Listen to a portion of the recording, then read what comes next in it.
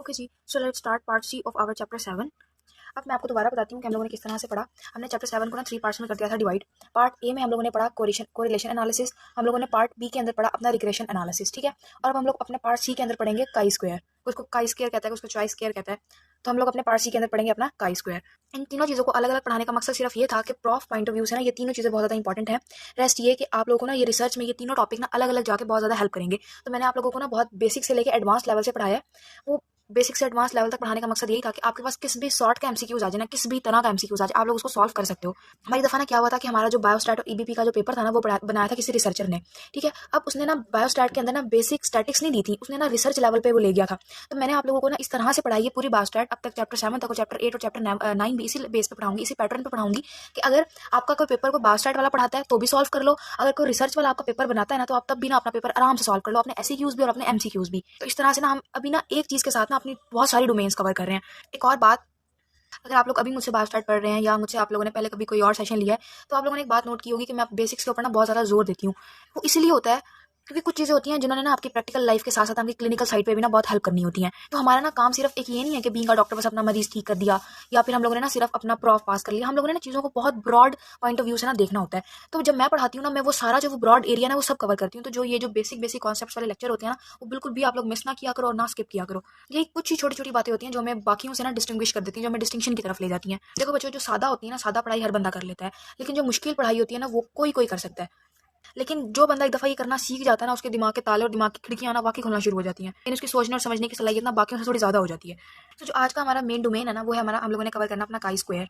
अब आप लोगों को ना देख के बड़ी खुशी हो रही होगी कि काई स्क्वायर है, इसका मतलब हमारा लेक्चर ना जल्दी से खत्म हो जाएगा। नो, ज़्यादा खुश होने की जरूरत नहीं है, आप लोग मुझसे पढ़ रहे हो, मैं कभी भी लेक्चर जल्दी खत्म नहीं करूंगी। अच्छा, अब ना मैंने आप लोगों को ना काई स्क्वायर पढ़ाने से ना पहले 6 चीज़ें पढ़ानी है, उसके बाद हम काई स्क्वायर पे चलेंगे। मैं बताती हूँ वो 6 चीज़ें कौन सी हैं।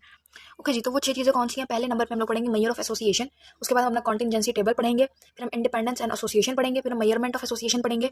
मेजरमेंट ऑफ एसोसिएशन को हम कोफिशिएंट ऑफ एसोसिएशन भी बोलते हैं। फिर हम लोग अपना डिग्री ऑफ फ्रीडम पढ़ेंगे। उसके बाद मैं आप लोगों को हाइपोथेसिस पढ़ाऊंगी और हाइपोथेसिस पढ़ाने के बाद उसकी टाइप्स पढ़ाऊंगी। उसके बाद फिर हम लोग अपना काई स्क्वायर के ऊपर चलेंगे। अब ये 6 चीज़ें ना पढ़ाना क्यों जरूरी है? ये चीज़ें पढ़ाना इसलिए जरूरी है, जब आप लोग ये 6 चीज़ें कर लोगे ना, आप हर तरह का ना एमसीक्यू सॉल्व करोगे, चाहे उसका डिफिकल्टी लेवल ना जितना मर्जी हो। नंबर 1। नंबर 2, जब मैं आप लोगों को चैप्टर 8 और चैप्टर 9 पढ़ाऊंगी ना, तो वहाँ पे ना इन सब चीज़ों के ना जो कॉन्सेप्ट होंगे ना, वो अप्लाई होंगे, तो हमारे लिए जरा काम आसान हो जाएगा। नंबर 3, ये सारी चीज़ें ना आप लोगों को रिसर्च में बहुत ज़्यादा हेल्प करेंगी।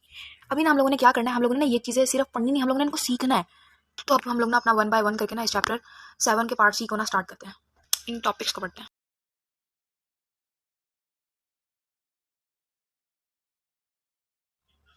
तो जी, अब है जी हमारे पास मेजर ऑफ एसोसिएशन। जब भी ना हम किसी डाटा को जब भी हम किसी डाटा को ना नॉमिनल स्केल पे मेजर करते होते थे ना, तो उस नॉमिनल स्केल पे मेजर करने के लिए ना हम लोग 2 चीज़ें यूज़ करते थे। एक हम लोग रिग्रेशन एनालिसिस यूज़ करते थे और एक हम लोग कोरिलेशन यूज़ करते थे। आप लोग को पता है कि जब भी हम लोगों ने 2 वेरिएबल्स के रिलेशनशिप को एस्टैब्लिश करना होता है ना, तो इन 2 वेरिएबल्स के रिलेशनशिप को एस्टैब्लिश करने के लिए ना हम लोग या तो ये रिग्रेशन एनालिसिस यूज़ करते हैं या हम लोग कोरिलेशन यूज़ करते हैं। बहुत सारी सर्टन सिचुएशंस के अंदर क्या होता है, जब भी हम लोगों ने डाटा मेजर करना होता है ना, तो हम लोग वो वाला डाटा मेजर करते हैं जो नॉमिनल स्केल के ऊपर मेजर हो रहा होता है, ये जो नॉमिनल स्केल के साथ डील कर रहा होता है। यूँ भी कह सकते हैं कि हम उस वाले डाटा के साथ डील करते हैं जो नॉमिनल स्केल के ऊपर मेजर हुआ होता है। अब नॉमिनल स्केल के अंदर क्या होता है, नॉमिनल स्केल के अंदर जो हमारी ऑब्जर्वेशंस होती है ना, वो कैटेगरीज के अंदर डिवाइड होती हैं, ताकि हम ना किसी भी कैटेगरी के अंदर ना उसकी जो फ्रीक्वेंसी है ना उसको काउंट कर सकें किसी भी डाटा की। फॉर एग्जांपल हमारे पास ना कुछ चीज़ें हैं, जैसे लाइक हमारे पास ना एजुकेशनल स्टेटस है, या हमारे पास मैरिटल स्टेटस है, या हमारे पास ब्यूटी है, या हमारे पास रिचनेस है। अब इस तरह के ना डाटा को हम लोग कभी भी ना न्यूमेरिकली मेजर नहीं कर सकते। अब इस तरह का जो non numeric type of data होता है ना, इसको हम लोग बोलते हैं quantitative data, sorry qualitative data, इसको हम लोग बोलते हैं क्वालिटेटिव डाटा। यानी वो वाला डाटा जो कि नॉन न्यूमेरिक टाइप का होता है ना, उसको हम लोग बोलते हैं क्वालिटेटिव डाटा। अच्छा, अब ना किसी भी हेल्थ केयर सिस्टम में क्या होता है, अब एक ना हेल्थ केयर सिस्टम के अंदर ना एक हमारे पास सब्जेक्ट है, इस सब्जेक्ट कोई क्लाइंट हो सकता है, कोई पेशेंट हो सकता है, कुछ भी हो सकता है। अब इस सब्जेक्ट को ना कोई भी ना हम लोग पर्टिकुलर ना ट्रीटमेंट दे रहे हैं। अब हेल्थ केयर सिस्टम में क्या होता है, ये सब्जेक्ट कभी तो इस पर्टिकुलर ट्रीटमेंट से सेटिस्फाई होता है और कभी इस पर्टिकुलर ट्रीटमेंट से ना सेटिस्फाई नहीं होता। तो ये जो हमारी जो लेवल ऑफ सेटिस्फेक्शन है ना, इसको हम लोग एक्सप्रेस करते हैं इन नॉन न्यूमेरिक स्केल के ऊपर। ये हमारे पास एमसीक्यूज है कि हम लोग लेवल ऑफ सेटिस्फेक्शन को कौन से स्केल के ऊपर जो है ना एक्सप्रेस करते हैं, नॉन न्यूमेरिक स्केल के ऊपर एक्सप्रेस करते हैं। अब ना हम लोग समझते हैं कि ना ये हमारे पास एसोसिएशन क्या चीज़ होती है और हमारे पास एट्रीब्यूट्स क्या होते हैं। जो भी हमारे पास ये नॉन न्यूमेरिक करेक्टरिस्टिक्स होती है ना, जितनी भी हमारी नॉन न्यूमेरिक करेक्टरिस्टिक्स होती हैं, उनको हम लोग बोलते हैं एट्रीब्यूट्स। और वो वाला रिलेशनशिप जो कि दो नॉन न्यूमेरिक, 2 या 2 से ज़्यादा, ये हम लोग सिंपली कहते हैं कि वो वाली करेक्टरिस्टिक्स या वो वाला रिलेशनशिप जो कि हम लोग नॉन न्यूमेरिक करेक्टरिस्टिक्स के दरमियान में देखते हैं ना रिलेशनशिप, उसको हम लोग एसोसिएशन कहते हैं। तो एसोसिएशन की डेफिनेशन होती है हमारे पास, the relationship between non numeric characteristics is called as association. और एट्रीब्यूट की डेफिनेशन होती है कि the non numeric characteristics is called as attribute. अब एसोसिएशन के ना हमारे पास कुछ अदर नेम्स भी होते हैं, इसको हम लोग कोरिलेशनल या स्टैटिस्टिकल डिपेंडेंस या इसके अलावा रिलेशनशिप भी बोलते हैं। तो इसका 3 नाम याद रखिएगा, कोरिलेशन, स्टैटिस्टिकल डिपेंडेंस या फिर लास्ट में है रिलेशनशिप। अच्छा, ये तो हमारी स्टैटिस्टिकल डेफिनेशन थी ना कि non numeric characteristics is called as attribute. अगर मैं आप लोगों को आसान अल्फाज में एट्रीब्यूट समझाऊं ना, तो एट्रीब्यूट क्या होता है? एट्रीब्यूट हमारे पास वो क्वालिटी होती है या वो हमारे पास डाटा होता है जिसको हम लोग कलेक्ट करते हैं। अब हम लोगों ने क्या देखना है? हम लोगों ने ये देखना होता है कि हमारे पास कोई भी ऑब्जेक्ट है ना, उस ऑब्जेक्ट के अंदर वो स्पेसिफिक क्वालिटी प्रेजेंट है या वो स्पेसिफिक क्वालिटी प्रेजेंट नहीं है। इस चीज़ को हम लोग बोलते हैं एट्रीब्यूट। हमने ना बेसिकली चेक करना होता है कि कितने कोई भी स्पेसिफिक क्वालिटी हम लोग ले लेते हैं, उस स्पेसिफिक क्वालिटी को हम लोग एट्रीब्यूट का नाम दे लेते हैं और फिर हम लोग ना चेक करते हैं कि ये स्पेसिफिक क्वालिटी कितने लोगों में प्रेजेंट है और कितने लोगों में प्रेजेंट नहीं है। बेसिकली ना ये हमारे पास वो वाली कैरेक्टरिस्टिक्स होती है जो कि हमारी मैयर है किसकी? क्वालिटेटिव नेचर की। तो इसको हम लोग किस तरह से लिख सकते हैं कि it is a characteristics which is measure of qualitative nature. तो ये है हमारे पास एमसीक्यूज पॉइंट। अब एमसीक्यूज किस तरह से आगे कि वो कौन सी कैरेक्टरिस्टिक है जो कि क्वालिटेटिव नेचर की मेजरमेंट है, तो वो हमारे पास क्या होती है? वो हमारे पास एट्रीब्यूट्स होते हैं। अब ना हम लोग के पास एक टर्म है that is association of attributes. अब आप लोगों को एसोसिएशन की समझ आ गई, एसोसिएशन क्या चीज़ है, आपको एट्रीब्यूट की भी समझ आ गई। अब एसोसिएशन ऑफ एट्रीब्यूट क्या होता है? जो एसोसिएशन ऑफ एट्रीब्यूट होता है ना, ये हमारे पास रिलेशनशिप होता है बिटवीन टू वेरिएबल्स, यानी ये रिलेशन होता है दो वेरिएबल्स के दरमियान में, जब हम लोग ना उनको क्वांटिटी की ना बेस पे मैयर नहीं कर सकते। तो इसकी डेफिनेशन बनती है कि the relation between two variables which can't be measure in term of quantity is called as measure of attributes. ये पास प्रॉफ में ऐसी क्यों आया, तो जरा इसको याद कर लीजिएगा ना। मैंने आप लोगों को ना एट्रीब्यूट्स पढ़ाना है थोड़ा सा डिटेल में, वो इसलिए क्योंकि ना ये हमें एट्रीब्यूट्स ना कॉन्टिजेंसी टेबल में ना बहुत हेल्प करेंगे और कॉन्टिजेंसी टेबल हमें हमारे क्वेश्चन के क्वेश्चन में हेल्प करेगा। तो इनडायरेक्टली हमें एट्रीब्यूट्स आना बहुत जरूरी है। अब मैंने आप लोगों को ना दो तरह की सिचुएशन बताई, वो ये थी कि क्वालिटी या तो प्रेजेंट हो सकती है या क्वालिटी प्रेजेंट नहीं हो सकती, यानी क्वालिटी एब्सेंट होगी। यानी हमारे पास एक सिनेरियो ये है कि प्रेजेंस ऑफ एट्रीब्यूट्स है, सेकंड सिनेरियो हमारे पास ये है कि एब्सेंस ऑफ एट्रीब्यूट। अब हम लोग इसको स्टैटिस्टिकली ना किस तरह से लिखते हैं? जब भी हमारे पास प्रेजेंस ऑफ एट्रीब्यूट होता है ना, तो हम लोग इसको डिनोट करते हैं कैपिटल ए और कैपिटल बी से, इसी तरह सो ऑन कैपिटल सी। अगर एक एट्रीब्यूट है तो कैपिटल ए प्रेजेंट, अगर दो एट्रीब्यूट प्रेजेंट है तो कैपिटल बी, तीन एट्रीब्यूट प्रेजेंट है तो कैपिटल सी, अगर चार एट्रीब्यूट प्रेजेंट है तो कैपिटल डी। इस तरह करके ना सो ऑन चलता रहता है। अगर हमारे पास हम लोगों ने ना कोई टारगेट या कोई क्वालिटी सेट कर ली है और वो टारगेट या वो क्वालिटी जो है ना वो प्रेजेंट नहीं है, तो हम लोग कह देते हैं अल्फा, मतलब एक क्वालिटी प्रेजेंट नहीं है, बीटा दूसरी क्वालिटी प्रेजेंट नहीं है, एंड सो ऑन। इस तरह से ना ये चलता रहता है। तो जब भी हमारे पास एट्रीब्यूट की प्रेजेंस होगी तो हम लोग इसको डिनोट करेंगे कैपिटल ए कैपिटल बी से, और जब भी हमारे पास एब्सेंस ऑफ एट्रीब्यूट होगा तो हम लोग इसको डिनोट करेंगे अल्फा से एंड बीटा से। एक बात नोट कीजिएगा, अल्फा अल्फा तो हम लोग डिफरेंस कर लेते हैं, ये वाला बी और इस वाले बीटा में डिफरेंस है कि आप लोगों ने ना इसकी थोड़ी सी टांग थोड़ी सी लंबी खींच देनी है ताकि आप डिफरेंशिएट कर सकें। ठीक है, ये मिक्स नहीं होना चाहिए, ये वाला बी और ये वाला बी। इसका मतलब क्या हुआ? प्रेजेंस का मतलब होता है यहाँ पे हमारे सारे होंगे पॉजिटिव रिलेशंस, और एब्सेंस का मतलब क्या होगा? यहाँ पे आएंगे हमारे नेगेटिव रिलेशंस। तो इस पॉजिटिव या नेगेटिव रिलेशन से ना एमसीक्यूज बन सकते हैं। अब आपको पता हो कि जब भी एब्सेंस होगी किसी भी एट्रीब्यूट की तो आप लोग किस तरह से लिखोगे, और अगर प्रेजेंस होगी तो आप लोग किस तरह से लिखोगे। अब हम लोग ना जरा इस वाले कॉन्सेप्ट को ना एग्जांपल से समझते हैं। मैंने कहा कि ए का मतलब है एक एट्रीब्यूट, बी का मतलब है एक एट्रीब्यूट। चलो हम लोग इसको ना ए को सपोज कर लेते हैं कि हमारे पास एक एट्रीब्यूट है ब्यूटी, ठीक है, और हम लोग बी को सपोज कर लेते हैं कि हमारे पास है जी इंटेलिजेंस। ठीक है, इसका क्या मतलब हुआ कि हम लोगों ने एक एट्रीब्यूट रख लिया ब्यूटी और एक एट्रीब्यूट रख लिया इंटेलिजेंस। अभी ना इसको भूल जाओ। अब इस कैपिटल ए और कैपिटल बी का मतलब है कि ब्यूटी प्रेजेंट है और इंटेलिजेंस प्रेजेंट है। अब इसी तरह अगर मैं alpha is equals to beauty लिखूँ या beta is equals to intelligence लिखूँ, इसका क्या मतलब होगा कि ब्यूटी प्रेजेंट नहीं है और इंटेलिजेंस भी प्रेजेंट नहीं है। अब मैं अगर यहाँ पे लिखूँ, मैंने ना किस सिनेरियो में लिखा हो सकता है, वहाँ पे उन्होंने ना दो स्टैंडर्ड सेट किए हैं और हमें दिया हुआ है अल्फा और बी। तो मैं ऐसे सिचुएशन में क्या कहूँगी कि हमारे पास जो ब्यूटी है ना, ए का मतलब क्या था कि ब्यूटी है और बी का मतलब था इंटेलिजेंस है। अब मेरे पास है अल्फा एंड बीटा, इसका क्या मतलब हुआ कि हमारे पास ब्यूटी जो है ना, ब्यूटी इज नॉट प्रेजेंट। ठीक है, ये एक एट्रीब्यूट इज नॉट प्रेजेंट, और कैपिटल बी का मतलब है intelligence is present. That's fine, I hope so. अगर इस तरह अगर हमारे पास मेंशन है ए और beta, A and capital B, capital A and capital B, इसका क्या मतलब है कि ब्यूटी भी प्रेजेंट है और इंटेलिजेंस भी प्रेजेंट है। अगर मेरे पास आ जाता है अल्फा एंड बीटा, इसका क्या मतलब है कि ना ब्यूटी प्रेजेंट है और ना हमारे पास इंटेलिजेंस प्रेजेंट है। अगर आप लोगों को अभी ये बात समझ नहीं, बहुत आसान बात है, ठीक है, तो आप लोग वीडियो को दोबारा पीछे सा रिवर्स करके ना देखें तो आप लोगों को फिर समझ आ जाएगी। अब मैंने ना आप लोगों को लिखवाने मेयर ऑफ एसोसिएशन से रिलेटेड ना एमसीक्यूज। अब जो ये मेयर ऑफ एसोसिएशन है ना, ये बेस करती है दो चीज़ों के ऊपर। अब वो दो चीज़ें क्या होती हैं कि मेयर ऑफ एसोसिएशन बेस करती है, नंबर वन ऑन रेशोज के ऊपर बेस करती है, और number second on absolute differences के ऊपर। एब्सोल्यूट डिफरेंसेस के अंदर ना सिर्फ आ जाते हैं हमारे एट्रीब्यूटल, जितने भी रिस्क होते हैं ना एट्रीब्यूटल रिस्क, वो आ जाते हैं हमारे एब्सोल्यूट डिफरेंसेस के अंदर। अब जो हमारी रेशोज है ना, इसके अंदर ना हमारे पास तीन चीज़ें आती हैं।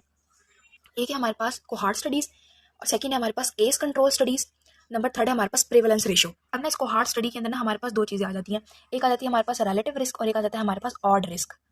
और जो ज़्यादा मेयर ऑफ डिस्पर्शन होती है ना, वो हम मेयर ऑफ डिस्पर्शन के अंदर ना ज़्यादा हम लोग ये दो चीज़ें यूज़ कर रहे होते हैं, R and O R. R का मतलब क्या है हमारे पास रिस्क रेशो, और ओ आर का मतलब है odds ratio. Case control studies में, अब केस कंट्रोल स्टडीज़ में भी हमारे पास दो सिनेरियोज आते हैं। एक आ जाते हैं हमारे पास O R of exposure and O R of disease. अब ये ओ आर क्या है? यही वाला ओ आर है, ऑड्स रेशो, यानी odds ratio of exposure odds ratio of exposure and odds ratio of disease. एक चीज़ ये आ जाती है, सेकंड आ जाती है हमारे पास again odds ratio when controls are as a sample of total population, यानी वो वाली ऑड रेशियो जिसमें हम लोग अपना control as a sample of population ले लेते हैं। इसके अलावा हमारे पास थर्ड है हमारे पास प्रिवेलेंस रेशियो, इसको हम लोग ना प्रिवेलेंस OR भी बोलते हैं, प्रिवेलेंस OR। एक तो उसका दूसरा नाम, ये दूसरी बात ये ना, ये हमारे पास एस्टीमेट होता है RR का, एस्टीमेट ऑफ RR। अब ना मैंने आप लोगों को ना ये चीज़ क्यों लिखवाई है, मैंने इसलिए लिखवाई है क्योंकि ना मैंने आप लोगों को लिखवाने 3 MCQs पॉइंट्स। वो 3 MCQs पॉइंट हम लोग करेंगे इससे रिलेटेड, ठीक है, क्योंकि हम लोग ना अपनी मेजर ऑफ एसोसिएशन में ना ज़्यादा यही मोस्ट ऑफन ना ये दो चीज़ें ऑड्स रेशियो और रिलेटिव रिस्क ही यूज़ करते होते हैं। इसको रिलेटिव रिस्क या रिस्क रेशियो भी बोलते हैं, दो एक ही नाम है, ठीक है। अच्छा, अब ना जब भी ना हमारा RR, अब हमारे पास 3 सिचुएशन है, वो 3 केस क्या है कि हमारा RR और OR इज इक्वल टू 1 होगा, तो इसका क्या मतलब है। जब हमारा RR और OR ग्रेटर देन 1 होगा, इसका क्या मतलब है। जब हमारा RR और OR लेस देन 1 होगा, तो इसका क्या मतलब है। जब भी हमारा RR और OR इज इक्वल टू 1 होगा ना, इसका क्या मतलब है कि हमारा जो एक्सपोजर है ना, उसका डिजीज के साथ ना कोई भी एसोसिएशन नहीं है, मतलब exposure has no association with the disease. जब हमारा RR ग्रेटर देन 1 होगा ना, इसका ये मतलब है कि हमारा एक्सपोजर का ना बहुत पॉजिटिव एसोसिएशन है डिजीज के साथ, यानी एक्सपोजर हैज़ पॉजिटिव या परफेक्ट या strong positive association with the disease. और जब हमारा RR लेस देन 1 होगा, इसका मतलब है कि एक्सपोजर जो है ना, एक्सपोजर का डिजीज के साथ बहुत नेगेटिव एसोसिएशन है, ठीक है। क्या, जब भी इक्वल टू 1 होगा, इसका मतलब एक्सपोजर और डिजीज का आपस में कोई लेना देना नहीं है। ग्रेटर देन 1 है, एक्सपोजर का डिजीज के साथ बहुत पॉजिटिव एसोसिएशन है, और अगर लेस देन 1 है, इसका क्या मतलब है कि एक्सपोजर का डिजीज के साथ नेगेटिव एसोसिएशन है। और ऐसी बातें ना बहुत आसानी से MCQs में आ जाती हैं। सो यहाँ हम लोग अपना डन करते हैं मेजर ऑफ एसोसिएशन, और अब हम लोग अपना पढ़ते हैं कॉन्टिंजेंसी टेबल। नेक्स्ट हम लोग को पढ़ते हैं अपना कॉन्टिंजेंसी टेबल। अब देखें, जो कॉन्टिंजेंसी टेबल में ना हमारे एट्रीब्यूट्स का ना बहुत इंपॉर्टेंट रोल है। सिंपल मैं अगर आपको बहुत सादा अल्फाज में बताऊं कि कॉन्टिंजेंसी टेबल होता क्या है। कॉन्टिंजेंसी टेबल में ना हमारे जो प्रेजेंस ऑफ एट्रीब्यूट्स थे ना, यानी हमारे A एंड B, हम इन प्रेजेंस ऑफ एट्रीब्यूट्स को ना रोज में और ना कॉलम्स में ना अरेंज कर देते हैं। तो ऐसा टेबल जिसमें हम अपने प्रेजेंस ऑफ एट्रीब्यूट्स को रोज में और कॉलम्स में अरेंज कर देना, उसको हम लोग बोलते हैं कॉन्टिंजेंसी टेबल। कैसे, इसमें ना हम अपने पहला A को क्लासीफाई या डिवाइड कर देते हैं R यानी रोज के अंदर, और अपने B वाले एट्रीब्यूट को ना डिवाइड कर देते हैं कॉलम्स में, यानी लिखते हैं कॉलम्स में। किसी भी ना टेबल के अंदर कोई भी टेबल इस तरह से ड्रॉ होता है ना, इस तरह से, तो इस टेबल के अंदर जो ये वाली चीज़ होती है ना, ये वाली चीज़, इस वाली चीज़ को हम लोग बोलते हैं रोज, और जो ये वाली चीज़ होती है ना, ये होती है हमारे पास कॉलम्स। अब क्या होगा, यानी हम लोग ना एक टेबल ड्रॉ करेंगे, उस टेबल में ना हम लोग अपने ये A वाले एट्रीब्यूट्स इधर रख देंगे, यानी presence of attributes and absence of attributes, और B वाली जो चीज़ है ना वो अपनी कॉलम में डाल देंगे, यानी प्रेजेंस ऑफ सेकंड एट्रीब्यूट और एब्सेंस ऑफ सेकंड एट्रीब्यूट। इस तरह से टेबल बनाएंगे, अभी बताती हूँ, लेकिन अभी वैसे समझाने के लिए बताया इधर। हमने इसकी डेफिनेशन किस तरह से बनेगी, the table that consist of rows and columns into which the frequencies of two qualitative variables having the nominal scale are given called as contingency table। अब contingency table में ना आप लोगों ने दो बात याद रखनी है कि एक तो ना इसमें हमें फ्रीक्वेंसीज दी जाती हैं किनकी, दो क्वालिटेटिव वेरिएबल की, दूसरी की जो क्वालिटेटिव वेरिएबल है ना, ये किस पे मेजर होते हैं, ये नॉमिनल स्केल के ऊपर मेजर होते हैं। तो ये दोनों बातें हमारे पास क्या है, MCQs, और आप लोगों ने ये दोनों बातें ना इसकी कॉन्टिंजेंसी टेबल की डेफिनेशन में भी मेंशन करनी है। जो सबसे सिंपलेस्ट कॉन्टिंजेंसी टेबल यूज किया जाता है ना, वो 2x2 का टेबल होता है, 2x2 टेबल होता है। इसको हम लोग इस तरह से लिखते हैं, या फिर हम लोग इसको 2 मल्टीप्लाई बाय 2 टेबल लिखते हैं। जो मैंने अभी आपको टेबल ड्रॉ करके दिखाया ना, यही वाला टेबल था जिसको हम लोग 2/2 2 इंटू 2 टेबल कह रहे होते हैं। अच्छा, इसके अलावा ना हम लोग, एक तो इसका नाम है 2x2 टेबल, दूसरा इसका नाम है हमारे पास 9 स्क्वायर टेबल। अच्छा, अब ना मैं गारंटी लेती हूँ किसी को भी ना ये बात नहीं पता होगी कि 2x2 टेबल को ना हम लोग 9 स्क्वायर टेबल भी बोलते हैं। मैं इस बात पर बैठ लगाने को तैयार हूँ, आप बेशक अपने ना क्लास वालों से ही पूछ लेना कि 2x2 टेबल का ना दूसरा नाम क्या होता है। किसी को भी नहीं आता होगा, लेकिन ये चीज़ आपको आती होगी। अच्छा, अब ना इसको 9 स्क्वायर टेबल क्यों बोलते हैं, क्योंकि इसके अंदर ना हमारे पास 9 स्क्वायर फॉर्म होते हैं। 9 स्क्वायर किस तरह से, मतलब मैंने बनाया ना कि इस तरह से हम लोग अपने एट्रीब्यूट्स ले लेते हैं, ठीक है। यहाँ पे हमारे एट्रीब्यूट आ जाते हैं, हमारा A अल्फा, यहाँ से B एंड बीटा। यहाँ पर मैं बताती हूँ क्या क्या आएगा। तो देखिए 1 2 3 4 5 6 7 8 और 9, ये 9 बन गए ना।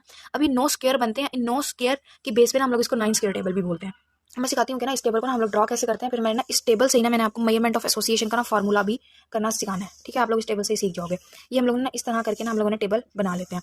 पहले हम लोग क्या करते हैं, अपने ना यहाँ पे एट्रीब्यूट्स लिखते हैं, जो भी हमारे एट्रीब्यूट्स हैं। मैंने आप लोगों को बताया था कि इन रोज के अंदर हम अपना पहला एट्रीब्यूट लेंगे और इसके अंदर हम लोग अपना दूसरा एट्रीब्यूट लेंगे। तो यहाँ हम लोग लेते हैं A और अल्फा, यानी presence of attribute, absence of attribute, या दूसरा एट्रीब्यूट लेते हैं प्रेजेंस ऑफ सेकंड एट्रीब्यूट, ठीक है। देखो मैंने B का वो डाल दिया था, और एब्सेंस ऑफ सेकंड एट्रीब्यूट। ये कुछ भी हो सकता है, ऐसा भी हो सकता है कि यहाँ जेंडर हो, हमने स्मोकिंग देखनी हो यहाँ पे, या फिर यहाँ पे फिर कोई जेंडर हो, हमने उसका रिलेशन देखना हो किसी भी एक्सपेंडिचर्स के साथ, कुछ भी हो सकता है। वो एट्रीब्यूट कुछ भी हो सकता है। हम लोग ना ये बात नहीं करें कि वो एट्रीब्यूट किया है, अभी हम सिर्फ समझ रहे हैं कि हमारे पास कोई दो एट्रीब्यूट या दो क्वालिटीज हैं जिनका ना रिलेशन हम लोगों ने मेजर करना है। अब हम लोगों ने कंटिंजेंसी टेबल इस तरह से ड्रॉ करना होता है, ये एडिशनल लाइन और लगा। अब ना अब इस टेबल के अंदर हम लोगों ने क्या करना होता है, हम लोगों ने ना मल्टीप्लाई करना होता है। पहले हम लोग क्या करेंगे, इसको मल्टीप्लाई करेंगे इसके साथ, तो ये आ जाएगा हमारे पास A एंड B। फिर हम इसको मल्टीप्लाई करते हैं इसकी वैल्यू के साथ, A एंड E आ जाता है। फिर हम लोग इसको मल्टीप्लाई करते हैं इसके साथ, तो ये आता है हमारे पास alpha and B, capital B। फिर हम इस अल्फा को मल्टीप्लाई करते हैं इस बीटा के साथ, तो ये आता है हमारे पास अल्फा एंड बीटा। अब ये टेबल हमने ड्रॉ क्यों किया है, अब इसका थर्ड पोर्शन मैंने इसलिए ड्रॉ किया क्योंकि यहाँ पे हम लोगों ने लिखना होता है टोटल। अब देखो आप लोगों ने क्या करना होता है कि इन दोनों की वैल्यूज को प्लस करना होता है, उसको यहाँ पे लिखना होता है, और इन दोनों की वैल्यूज को प्लस करना होता है, उसको यहाँ पे लिखना होता है। ठीक है, एक तो ना आप लोग इस तरह हॉरिजॉन्टली वैल्यूज को मेजर करते हो। नंबर सेकंड, आप लोगों ने इन दोनों की वैल्यूज को प्लस करना होता है और यहाँ पे लिखना होता है, और इन दोनों की वैल्यूज को प्लस करना होता है और यहाँ पे लिखना होता है। फिर आपने इसकी वैल्यू को प्लस करना होता है, उसको यहाँ पे लिखना होता है, और इन दोनों की वैल्यू को प्लस करना होता है और वो भी यहीं पे लिखना होता है। अच्छा, अब रूल ये है, आपको कैसे पता चलेगा कि आपका टेबल सही ड्रॉ हुआ है? जब आप इन दोनों को प्लस करोगे और इन दोनों को प्लस करोगे ना, जब भी आपका आंसर सेम आएगा ना, तो इसका मतलब है कि आपने टेबल बिल्कुल ठीक ड्रॉ किया है। तो आपका इन दोनों का आंसर और इन दोनों का आंसर यहाँ पे सेम आना चाहिए। फॉर एग्जाम्पल मैं आपको सिखाती हूँ, एक वैल्यू है ना हमारे पास, ए बी की वैल्यू हो जाती है 20 और ना सॉरी 80 ले लेते हैं, चलो ए बी की वैल्यू हो जाती है हमारे पास 80 और ए एंड बीटा की वैल्यू हमारे पास 40 और अल्फा एंड बी की वैल्यू हमारे पास 20 और इसकी वैल्यू हमारे पास 60। पहले हम लोग क्या करेंगे, इन दोनों को मेजर करेंगे, इन दोनों को प्लस करेंगे तो कितना होता है 120 आएगा इधर। ओके, और फिर हम लोग इन दोनों को प्लस करेंगे तो यहाँ पे आ जाएगा जी हमारे पास 80। ठीक है, अभी वैसे टेंटेटिव समझा रही हूँ। जब हम लोग इन दोनों को प्लस करेंगे तो यहाँ पे आएगा 100 और जब इन दोनों को प्लस करेंगे तो यहाँ पे भी आएगा 100। अब जब इन दोनों को आपस में प्लस करूंगी 100 तो आंसर आएगा हमारे पास 200 और जब 120 और 80 को सॉल्व करूंगी तो तब भी हमारे पास आएगा 200। तो इसका क्या मतलब है कि मैं इस तरह से प्लस करूंगी, इस तरह से प्लस करूँ, आंसर मेरे पास 20 ही आएगा। जब इसका और इसका आंसर सेम होगा, इसका क्या मतलब है कि मैंने टेबल बिल्कुल ठीक ड्रॉ किया है। अब ना मैं आप लोगों को यहीं से बताती हूँ कि आपने मेजर ऑफ एसोसिएशन या कोफिशिएंट ऑफ एसोसिएशन का ना फॉर्मूला किस तरह से बनाना है। अगर आप भूल जाओ लिखते हुए ना, तो आप लोगों ने क्या करना होता है कि ना ऊपर डिवाइड इस तरह से, अभी ना मैं आप लोगों को ना बता रही हूँ तरीका किस तरह से बनाना, वहाँ से मैं आपको सिर्फ फार्मूला लिखवा दूंगी। आप लोगों ने ना इन दोनों को मल्टीप्लाई करना होता है आपस में, और ना पहले इन दोनों को मल्टीप्लाई करना होता है। ठीक है, उसके बाद आप लोगों ने इन दोनों को मल्टीप्लाई करना होता है नंबर सेकंड के ऊपर। ठीक है, आपने ऊपर ये दोनों मल्टीप्लाई, इन दोनों मल्टीप्लाई को माइनस करना होता है और नीचे प्लस करना होता है। किस तरह से मैं बताती हूँ। अब देखो मैंने लिख लिया A B and alpha beta, A B alpha beta और ए बी अल्फा बीटा मैं ना यहाँ पे भी लिख लेती हूँ। पहले मैंने कहा कि ये लिखना है, दूसरे नंबर में मैंने ए और बीटा लिखना है। ठीक है, और ब्रैकेट के अंदर लिखना है अल्फा एंड बी। अब इसी सेम वैल्यू को ना मैं यहाँ पे भी लिख देती हूँ, A B into alpha and B, ये है हमारे पास बीटा। ठीक है, ऊपर हम लोग मैं क्या करूंगी, इन वाली वैल्यूज को माइनस कर दूंगी और नीचे इन दोनों के सम को प्लस कर दूंगी। जब मैं लिखूंगी तो हमारे पास क्यू आ जाएगा। क्यू हमारे पास क्या है, मेजर ऑफ एसोसिएशन है। मैं आपको मेजर ऑफ एसोसिएशन में पढ़ाऊंगी, बस मैंने आप लोगों को भी फार्मूला लिखना सिखाया कि इस टेबल से ना हम लोग इस तरह से फार्मूला निकालते हैं अपने मेजर ऑफ एसोसिएशन का। So let's learn the concept of independence and association. कोई भी हमारे पास क्वालिटेटिव डाटा होता है ना, इस क्वालिटेटिव डाटा के अंदर ये चीज़ मेजर करना बड़ी मुश्किल होती है कि जो दो एट्रीब्यूट्स हैं वो आपस में एसोसिएट हैं या वो इंडिपेंडेंस है। ठीक है, यानी या तो वो ये बात ना, उसको हम लोग इस तरह समझते हैं कि ना किसी भी क्वालिटेटिव डाटा के अंदर ना इस बात को डिटरमिन करना हमारे लिए बड़ा मुश्किल हो जाता है कि दो एट्रीब्यूट आपस में लिंक्ड है, एसोसिएट है या फिर इंडिपेंडेंट है, अलग अलग है, यानी इनके आपस में कोई एसोसिएशन नहीं है। तो हम लोग ना इस चीज़ को ना किस तरह से फाइंड आउट करते हैं, हमारा मसला ये, हमने इस पजल को सॉल्व करना है। इन दो एट्रीब्यूट्स का आपस में कोई रिलेशनशिप है भी या नहीं है, हमने ये वाली पजल सॉल्व करनी है। अच्छा, अब कर लेते हैं सॉल्व। जब कभी भी दो एट्रीब्यूट्स के दरमियान में कोई भी रिलेशनशिप नहीं होता, कोई भी रिलेशनशिप नहीं होता, इसका मतलब ये है कि वो इंडिपेंडेंस है। आम नॉर्मल सी बात है। ठीक है, और अगर दो एट्रीब्यूट्स का आपस में रिलेशनशिप है, इसका मतलब है कि वो एसोसिएटेड है। तो किस तरह से लिखेंगे, the two attributes A and B are said to be independence if there is no relationship of any kind between them, and if there is any relationship then attributes are called as associated. Okay, अब जो हमारे पास ये association होती है ना, ये दो तरह की होती है। या तो ये एसोसिएशन हमारे पास पॉजिटिव होती है या ये एसोसिएशन हमारे पास नेगेटिव होती है। अब ये एसोसिएशन हमारे पास पॉजिटिव है, ये एसोसिएशन हमारे पास नेगेटिव है, ये हम लोग किस चीज़ से मेजर करते हैं, हम अपना कॉन्टिजेंसी टेबल ड्रॉ करते हैं और ये हम उस चीज़ से मेजर करते हैं, और ये हमारे पास एमसीक्यूज पॉइंट है। कोई भी इंडिपेंडेंस या एसोसिएशन को देखने के लिए ना हम लोग क्या तरीका होता है, सबसे पहले ना हम लोग ना कैलकुलेट करते हैं अपनी एक्सपेक्टेड फ्रीक्वेंसीज को, उसके बाद ना इस एक्सपेक्टेड फ्रीक्वेंसीज को ना कंपेयर करते हैं अपनी ऑब्जर्व फ्रीक्वेंसीज के साथ। और नंबर थर्ड, जब भी हमारी एक्सपेक्टेड फ्रीक्वेंसीज लेस देन होती है ना हमारी ये ऑब्जर्व फ्रीक्वेंसी से, तो इसका मतलब है कि हमारी क्या है, एसोसिएशन जो है वो हमारे पास पॉजिटिव है। किसी भी एट्रीब्यूट के दरमियान में जो एसोसिएशन है ना वो हमारे पास पॉजिटिव है। नंबर वन क्या करना है, हम लोगों ने पहले अपनी एक्सपेक्टेड फ्रीक्वेंसीज को कैलकुलेट करना है, उसके बाद एक्सपेक्टेड फ्रीक्वेंसीज को ना कंपेयर करना है अपनी ऑब्जर्व फ्रीक्वेंसीज के साथ। फिर जब भी हमारी एक्सपेक्टेड फ्रीक्वेंसीज लेस देन होती है ना अपनी ऑब्जर्व फ्रीक्वेंसी, तो इसका मतलब क्या होता है कि हमारे दो एट्रीब्यूट की आपस में पॉजिटिव एसोसिएशन है। नंबर 4 पर ना हम लोग डिस्कस कर लेते हैं अपना मेजरमेंट ऑफ एसोसिएशन। इस मेजरमेंट ऑफ एसोसिएशन को ना हम लोग कोफिशिएंट ऑफ एसोसिएशन भी बोलते हैं, इसके अलावा इसको हम लोग यूल्स कोफिशिएंट ऑफ एसोसिएशन भी बोलते होते हैं। तो अगर अल्टरनेटिव नेम करके आ जाए तो आप लोगों ने परेशान नहीं होना। अब ना हम लोग इसको ना डिनोट करते हैं कैपिटल क्यू से, इसको अपने कोफिशिएंट ऑफ एसोसिएशन या मेजरमेंट ऑफ एसोसिएशन को ना कैपिटल क्यू से डिनोट करते हैं। और ये क्या करता है, ये ना हमारे दो एट्रीब्यूट्स के दरमियान ना लेवल ऑफ रिलेशनशिप को ना मेजर करता है। इसकी डेफिनेशन क्या बनेगी कि measure of association is defined as या इज अ मेजर क्या करता है, measures the level of relationship between two attributes, उसको हम लोग क्यू से डिनोट करते हैं। फार्मूला इसका वही वाला जो मैंने आप लोगों को कॉन्टिजेंसी टेबल के अंदर लिखवा दिया था, तो हम लोग इस फार्मूले को दोबारा लिख लेते हैं। अब ना मैंने आप लोग को अगेन यहाँ पे ना 4 MCQs के पॉइंट लिखवाने हैं जो कि इस फार्मूले से रिलेटेड इंपॉर्टेंट है। हमेशा आप लोगों ने याद रखना है कि जो हमारी ये क्यू की जो वैल्यू होगी ना, वो हमेशा लाई करेगी -1 एंड +1 के दरमियान में। एक तो हमारी MCQs की बात ये है। इसके अलावा 3 MCQs के और पॉइंट लिखवाती हूँ। अब ये क्यों ना दो एट्रीब्यूट्स के दरमियान में रिलेशन ऑफ ये रिलेशन ऑफ एसोसिएशन या एसोसिएशन को ना किस तरह से बताएगा। जब भी ना हमारी क्यू की वैल्यू आएगी ना 0, इसका मतलब ये होगा कि जो एट्रीब्यूट्स है ना, उनका ना आपस में ना कोई भी एसोसिएशन नहीं है, यानी दो एट्रीब्यूट्स की आपस में कोई भी एसोसिएशन नहीं है। अगर हमारे पास Q+1 आएगा ना, इसका मतलब ये होगा कि जो एट्रीब्यूट्स है ना, उनकी आपस में ना परफेक्ट पॉजिटिव एसोसिएशन है। नंबर 3, अगर हमारा Q की वैल्यू -1 में आएगी ना, तो उसका क्या मतलब हुआ कि जो हमारे एट्रीब्यूट्स है ना, उनकी ना आपस में परफेक्ट नेगेटिव एसोसिएशन है। वही ना मैम ने रिसर्च में ना MCQs दिया हुआ था, उन्होंने ना क्या हुआ था कि which one of the following is the perfect negative association between two attributes, और ना सारी वैल्यूज प्लस में थी और एक 0 था और एक सबसे लास्ट वाली वैल्यू थी ना वो -1 थी, -1.0। यही इसका आंसर था, क्योंकि परफेक्ट नेगेटिव जब भी होती है जब हमारी Q की वैल्यू -1 में आती है। तो इस तरह से MCQs आते होते हैं। अब डिग्री ऑफ फ्रीडम का क्या मतलब होता है, पहले मैंने आप लोगों को थोड़ा आम जबान में इसको समझाती हूँ, फिर जरा इसकी स्टैटिस्टिकल ट्रीटमेंट इसका करेंगे। अच्छा, डिग्री ऑफ फ्रीडम का मतलब ये है कि ना आप आज़ाद हैं। आप किस चीज़ में आज़ाद हैं? आप ना चूज़ करने में आज़ाद हैं, यानी फ्री टू चूज़। आप ना अपनी मर्जी से ना चूज़ करते हैं। क्या चूज़ करते हैं? कोई भी वैल्यू चूज़ कर लेते हैं, या आप अपनी मर्जी के मालिक हैं। आपका जो दिल करता है ना, आप वो चूज़ करते हैं, आप वो करते हैं। इसको हम लोग बोल देते हैं डिग्री ऑफ फ्रीडम, या इसको सिंपली हम लोग फ्रीडम बोल देते हैं। लेकिन आप लोग को भी ये पता है, जो आज़ादी होती है ना, वो हमेशा नहीं होती, हमेशा के लिए नहीं होती। कहीं ना हम लोग ना रिस्ट्रिक्ट ज़रूर हो जाते हैं। तो यस, डिग्री ऑफ फ्रीडम में भी यही कॉन्सेप्ट चलता है। लेट्स सपोज मैं आपको समझाती हूँ कि ना आपके पास ना 5 हैट्स हैं, ठीक है। एक आपके पास रेड हैट है, एक ब्लू हैट है, एक पिंक हैट है, ये ब्लू होगी। ये हमारे पास ब्लैक हैट है, और एक आपके पास ना येलो हैट है, ठीक है। अब ना क्या होगा, अभी 5 हैट्स जो है ना, आप लोगों ने ना 5 डेज ना पहन के जानी है। डे 1 पे ना आपके पास ना बहुत सारी चॉइसेस है। आप आपका जो दिल करे ना, आप वो वाली हैट पहन के चले जाओ। लेट सपोज आप चूज करते हो, आपकी मर्जी है ना, आपने कौन सी हैट पहननी है। आप डे 1 पे ना अपनी येलो हैट पहन लेते हो। फिर डे 2 पे ना आपका दिल करा पिंक हैट पहनने का। आपके पास बहुत सारी चॉइसेस हैं, लेकिन आप पिंक सेलेक्ट करते हो। चलो जी, डे 3 पे ना आपके पास ना 3 चॉइसेस पड़ी हुई हैं। फिर आप ना ब्लू चूज करते हो और पहन के चले जाते हो। डे 4 पे भी आपके पास चॉइस का ऑप्शन होता है। आपके पास ऑप्शन होता है, एक रेड का ऑप्शन होता है और एक ब्लैक का ऑप्शन होता है। तो आप क्या करते हो जी, चूज करते हो रेड और पहन के चले जाते हो। लेकिन 5th डे पे, 5वें दिन पे क्या होता है, आपके पास कोई ऑप्शन नहीं बचा, ठीक है। अब आपने ना, आपके पास ब्लैक हैट है और आपने सिर्फ और सिर्फ अपनी वही ब्लैक हैट पहन के जानी है। अब आपके पास कोई और ऑप्शन नहीं है। इसका क्या मतलब हुआ कि आपकी जो फ्रीडम थी या जो आपकी आज़ादी थी ना, अब वो खत्म हो गई है। अब आप रिस्ट्रिक्ट हो गए हो कि जो आपके पास बचा हुआ है ना, आप वही पहन के जाओ। तो अब ये हम लोगों ने समझ लिया अपना डिग्री ऑफ फ्रीडम। अब इसको स्टैटिस्टिकली ना, इस चीज़ को किस तरह से हम लोग कैलकुलेट करेंगे। हम लोग इसको कैलकुलेट करते हैं n-1 से, डिग्री ऑफ फ्रीडम। जब भी इस तरह का डाटा होता है ना, उसको हम लोग मेजर करते हैं, उसको हम लोग कैलकुलेट करते हैं n-1 से। n का हमारा क्या मतलब होता है? n का मतलब होता है हमारा सैंपल का साइज। इस केस में हमारा सैंपल का साइज क्या था? 5। देखिए 1 2 3 4 5 थी ना, तो इस केस में हमारा सैंपल का साइज था 5 -1, इसका मतलब 4। इसका क्या मतलब, इस 4 का क्या मतलब है?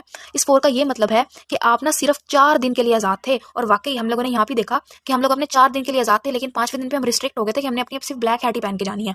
तो इसी तरह क्वेश्चंस में भी ऐसे ही होता है कि ना हम लोगों ने डिग्री ऑफ फ्रीडम फाइंड करनी होती है। हर टेस्ट की डिग्री ऑफ फ्रीडम ना अलग अलग होती है, जो कि हमें दी हुई होती है, और हम लोग n-1 से करके ना कैलकुलेट कर लेते हैं। ये तो ना हमारे पास एक नॉर्मल डाटा पड़ा हुआ था ना। अब अगर हमारे पास लेट सपोज डाटा आ गया हमारी रोज की फॉर्म में या कॉलम्स की फॉर्म में, तो ऐसी सिचुएशन में हम लोग डिग्री ऑफ फ्रीडम किस तरह से फाइंड आउट करेंगे? तो yes, there is a formula, और वो फार्मूला हमारे पास ये है कि हम लोग कॉलम में से -1 कर देते हैं, और हम ना अपनी रोज के अंदर से भी 1 माइनस कर देते हैं, और इसको ना आपस में मल्टीप्लाई करते हैं, तो हमारे पास डिग्री ऑफ फ्रीडम जो है ना वो आ जाता है। यानी ऐसे टेबुलेटेड वाले डाटा को डिग्री ऑफ फ्रीडम कैसे फाइंड करेंगे? कॉलम -1 मल्टीप्लाई बाय रोज -1। पहले इन रोज में से 1 माइनस कर देना, टोटल करके कॉलम में टोटल करके -1 कर देना, और आपस में दोनों की वैल्यूज को प्लस मल्टीप्लाई कर देना, आपके पास डिग्री ऑफ फ्रीडम आ जाएगा। अगर ये वाला टेबल नहीं दिया हुआ, सिंपल डाटा दिया हुआ है, तो n-1 करना और अपना डिग्री ऑफ फ्रीडम निकाल लेना। अब आई रियली होप सो कि आप लोगों को ना बहुत आसानी से डिग्री ऑफ फ्रीडम ना समझ आ गई होगी। इसमें जो मेन चीज़ थी ना, वो इसको निकालने का तरीका था, और मैंने आप लोगों को बस एग्जांपल से इसको समझाना था कि आज़ादी कौन सी आज़ादी है। ये इसको हम लोग ना फाइंड आउट कैसे करते हैं किसी भी स्टैटिस्टिकल, अपनी स्टैटिस्टिक्स में बेसिकली। अब डिग्री ऑफ फ्रीडम का ना फाइनल कंक्लूजन हमारे पास ये बनता है कि number of values in final calculation that are free to vary, बस। सो बस ना हम लोग अपना लास्ट कॉन्सेप्ट पढ़ते हैं, हाइपोथेसिस, फिर अपना ना क्वेश्चन सॉल्व करेंगे। अच्छा, अब ना हाइपोथेसिस क्यों पढ़ना जरूरी, इसलिए जरूरी जितने भी हम लोग टेस्ट ऑफ मेयर पढ़ते हैं ना, like chi square, T test, G test, उसमें ना हम लोगों ने हाइपोथेसिस जनरेट करनी होती है। सो आई थॉट कि आप लोगों को मैं डायरेक्ट क्वेश्चन पे ले जाऊँ या कॉन्सेप्ट समझाऊँ, इससे पहले मैं आप लोग को हाइपोथेसिस तो पढ़ाऊँ ना, कि एटलीस्ट आपको ये तो पता हो कि हाइपोथेसिस कहते किसको है। तो ना हाइपोथेसिस ना हम लोग थ्योरीज को बोलते हैं। ये वो वाली थ्योरीज होती हैं जो कि बेस करती हैं इनसफिशिएंट एविडेंसेस के ऊपर या स्पेक्यूलेशंस के ऊपर।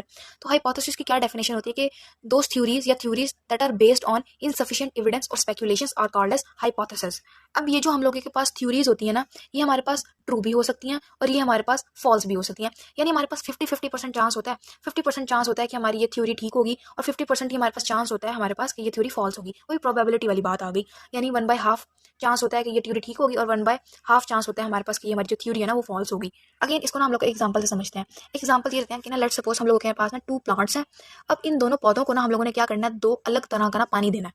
किस तरह का? 2 अलग तरह का वाटर दे सकते हैं। लेट्स सपोज हम लोग ले लेते हैं कि एक हमारे पास है टैप वाटर, ठीक है, और एक हमारे पास डिस्टिल्ड वाटर। तो हम लोगों ने क्या किया, हम लोग एक प्लांट ड्रॉ कर लेते हैं। चलो इग्नोर माय ड्राइंग। ये हमारे पास एक प्लांट था, ठीक है। हमने ना इस प्लांट के अंदर डाल दिया टैप वाटर और इस प्लांट के अंदर डाल दिया डिस्टिल्ड वाटर, ठीक है। अब हम लोगों ने असल में क्या करना है, हम लोगों ने ना इस वाटर का ना इस प्लांट की ना ग्रोथ के ऊपर इफेक्ट देखना है। हम लोगों ने ये देखना है कि प्लांट जो है ना वो जो 2 पौधे हैं ना, 2 अलग-अलग पौधों पे ना 2 अलग-अलग तरह के पानी का ना की ग्रोथ पे क्या असर होगा। टैप वाटर का इसकी ग्रोथ पे क्या असर होगा और डिस्टिल्ड वाटर का ना इस प्लांट की ग्रोथ पे क्या असर होगा। हम लोगों ने ये चीज़ चेक करनी है। अब इस सिनेरियो के अंदर ना हमारे पास ना सिर्फ 2 ही पॉसिबिलिटीज़ हैं और वो 2 पॉसिबिलिटीज़ क्या हैं कि ना एक हमारे पास पॉसिबिलिटीज़ ये है कि ना हमारे पास इन दोनों तरह के वाटर से ना प्लांट की ना ग्रोथ के ऊपर कोई भी डिफरेंस नहीं आएगा। एक तो पॉसिबिलिटी ये है। सेकंड पॉसिबिलिटी ये है कि ना इन 2 अलग-अलग वाटर की वजह से ना हमारे प्लांट की ग्रोथ पे ना बहुत सिग्निफिकेंट डिफरेंस आएगा। यानी क्या पॉसिबिलिटीज़ थी? एक पॉसिबिलिटी थी अच्छा, एक पॉसिबिलिटी थी कि ना कोई डिफरेंस नहीं आएगा प्लांट की ग्रोथ के ऊपर, कोई इफेक्ट नहीं आएगा। और दूसरी पॉसिबिलिटी ये थी कि बहुत सिग्निफिकेंट डिफरेंस आएगा हमारी प्लांट की ग्रोथ के ऊपर। तो जब कोई डिफरेंस नहीं आएगा ना, तो इस तरह की हाइपोथेसिस को हम लोग बोलेंगे नल हाइपोथेसिस। और जब डिफरेंस आएगा, सिग्निफिकेंट डिफरेंस आएगा, इसको हम लोग बोलेंगे अल्टरनेट हाइपोथेसिस। पहले ना मैं आप लोगों को डेफिनेशन बताती हूँ। अब नल हाइपोथेसिस की क्या डेफिनेशन होती है और अल्टरनेट हाइपोथेसिस की क्या डेफिनेशन होती है। जब भी ना 2 वेरिएबल्स के या 2 क्वालिटीज के दरमियान में कोई भी रिलेशनशिप नहीं होता ना, कोई रिलेशन नहीं होता, उसको हम लोग बोलते हैं नल हाइपोथेसिस, यानी नो रिलेशन बिटवीन 2 वेरिएबल्स। और जब भी 2 वेरिएबल्स या 2 क्वालिटीज के दरमियान में ना 2 क्वांटिटीज के दरमियान में बहुत सिग्निफिकेंट रिलेशन होता है ना, उसको हम लोग बोलते हैं अल्टरनेट हाइपोथेसिस। एग्जांपल केस में दे सकते हो, इनका आपस में ग्रोथ का वाटर से कोई लेना देना नहीं है, इसलिए हम लोग इसको नल कह दिया। और यहाँ पे ग्रोथ का वाटर से लेना देना है, जिसको हम लोगों ने अल्टरनेट हाइपोथेसिस बोल दिया। यानी यहाँ पे कोई रिलेशन नहीं है और यहाँ पे रिलेशन है। आप ये बात भी कह सकते हैं कि जो अल्टरनेट हाइपोथेसिस होता है ना, ये नल हाइपोथेसिस का ना ऑपोजिट होता है। एक ही बात है, यानी कान यहाँ से पकड़ो, कान यहाँ से दूसरी जगह से पकड़ो, बात एक ही है।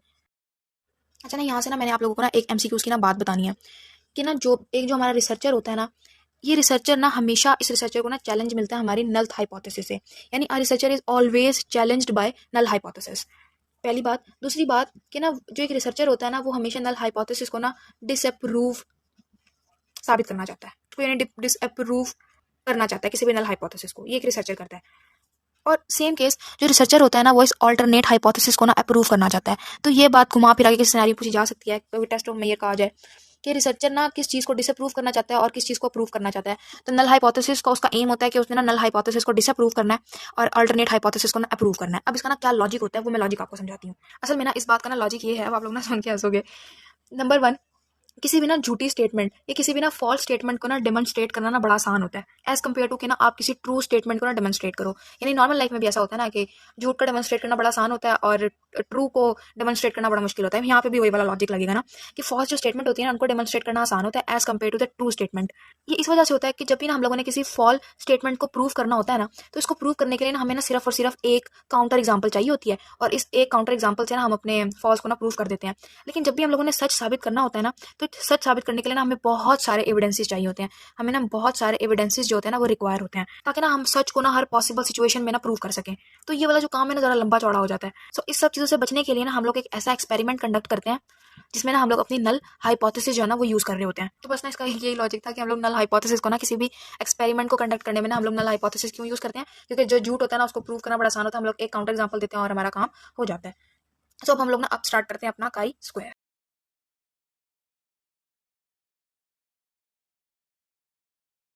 अब हम लोग ना अपना असल टॉपिक स्टार्ट करते हैं जो कि हमारा chi square. This topic is very easy and it's my personally favourite topic.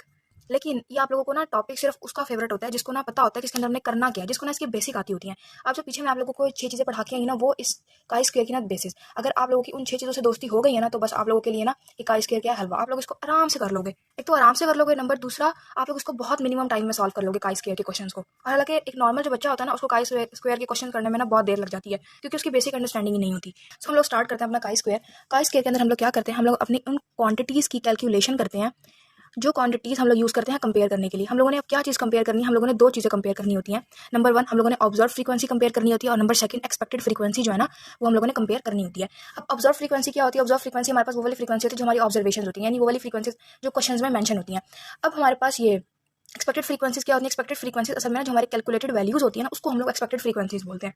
अब इसका ना हमारे पास यूजेस क्या होते हैं, हम लोग इसको क्यों यूज़ करते हैं अपने काई स्क्वायर को? नंबर 1 जब भी ना हम लोगों ने अपनी ये ऑब्जर्व फ्रीक्वेंसीज और अपनी एक्सपेक्टेड फ्रीक्वेंसीज के दरमियान में ना डिग्री फाइंड करनी होती है। किस चीज़ की डिग्री फाइंड करनी होती है? डिग्री ऑफ डिस्क्रीपेंसी फाइंड करनी होती है ना। तो इस डिग्री ऑफ डिस्क्रीपेंसी को फाइंड आउट करने के लिए ना हम लोग अपना काई स्क्वायर यूज़ करते हैं। नंबर 2 हम लोग ये चेक करते हैं कि ये जो डिस्क्रीपेंसी आई है, ये या तो किसी ये सैम्पलिंग के एरर की वजह से आई है, नंबर 2 या किसी बाय चांस आई है। तो जब भी हम लोगों ने अपने डिस्क्रिपेंसी को चेक करना होता है कि ये किसी सैम्पलिंग में एरर की वजह से आई है कि बाय चांस आई है, तो उस चीज़ के लिए हम लोग अपना काई स्क्वायर जो है ना वो यूज़ करते हैं। अब लिखवाती हूँ मैं आप लोगों को ना काई स्क्वायर के ना एमसीक्यूज पॉइंट। नंबर 1 जो ये हमारे पास काई स्क्वायर होता है ना, ये हमारे पास एक स्टैटिस्टिक है, ना कि हमारे पास कोई पैरामीटर। ठीक है, पैरामीटर नहीं है, बल्कि क्या है, ये हमारे पास एक स्टैटिस्टिक है। नंबर 2 इसको ना हम लोग पॉपुलेशन से ना डिराइव्ड नहीं करते, यानी नॉट डिराइव फ्रॉम पॉपुलेशन। तो फिर कहाँ से करते हैं? ऑब्जर्वेशन से डिराइव करते हैं। सो अकॉर्डिंग टू ऑब्जर्वेशंस जो काई स्क्वायर है ना, ये हमारे पास क्या है? नॉन पैरामीट्रिक टेस्ट है। अच्छा बच्चों, कभी कभी ना क्वेश्चंस में क्या होता है, उन्होंने कहीं पे काई स्क्वायर मेंशन नहीं किया होता, बस उन्होंने ना एट द एंड ये लिखा होता है कि अप्लाई नॉन पैरामीट्रिक टेस्ट। ठीक है, या solve through non parametric test. तो आप लोगों ने ना क्वेश्चन में कहीं कोई हिंट नहीं होगी काई स्क्वायर की, लेकिन बस ये एक लाइन लिखी हुई होगी नॉन पैरामीट्रिक टेस्ट, और आपने इसी एक लाइन से समझ जाना कि वो कह रहे हैं कि काई स्क्वायर अप्लाई करके क्वेश्चन सॉल्व करो। तो इसका क्या मतलब हुआ कि हम लोग काई स्क्वायर इसलिए यूज़ करते हैं, ये चेक करने के लिए कि 2 वेरिएबल्स आपस में रिलेट हैं या रिलेट नहीं है। बस इन चीज़ को चेक करने के लिए ना हम अपना काई स्क्वायर जो है ना वो यूज़ करते हैं। अब काई स्क्वायर को ना हम लोग एक्स स्क्वायर टेस्ट भी बोलते हैं, ये नाम ना आप लोग कंफ्यूज मत कर दीजिएगा। अब इस काई स्क्वायर टेस्ट की ना क्या एजम्पशंस होती हैं? ये एजम्पशंस जो है ना हमारे एससीक्यू में ना आ सकती हैं।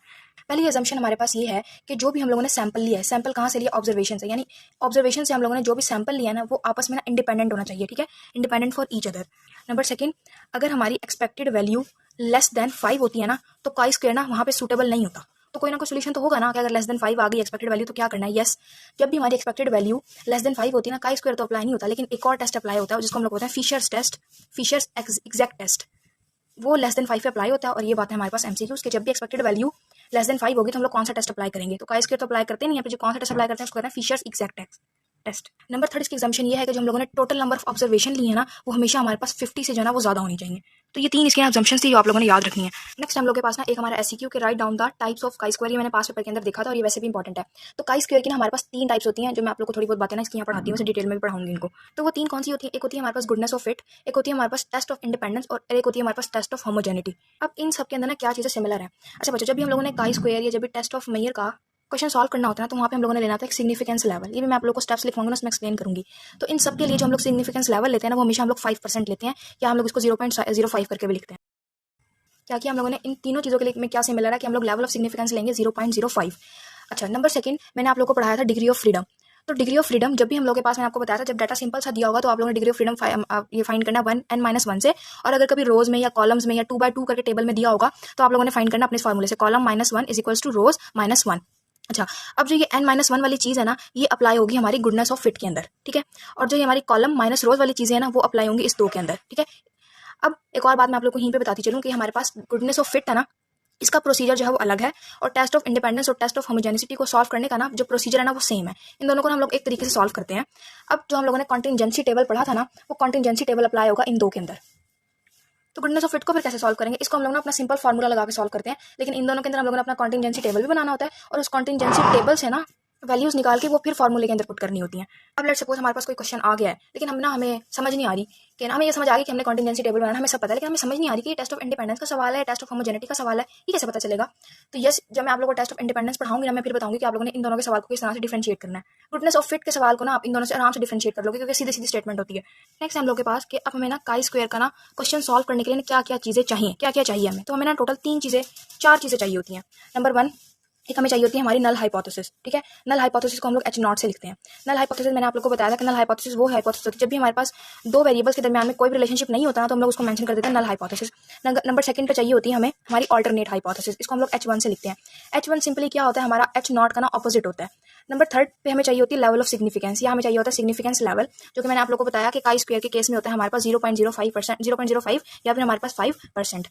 उसके अलावा हमें चाहिए होता है फार्मूला। अब इसका ना फार्मूला कैसे होता है, इसके फार्मूला को हम लोग इस तरह से लिखते हैं कि एक्स स्क्वायर यानी काई स्क्वायर लगा के is equals to observed value minus expected value इन सबका whole square divided by E, ठीक है।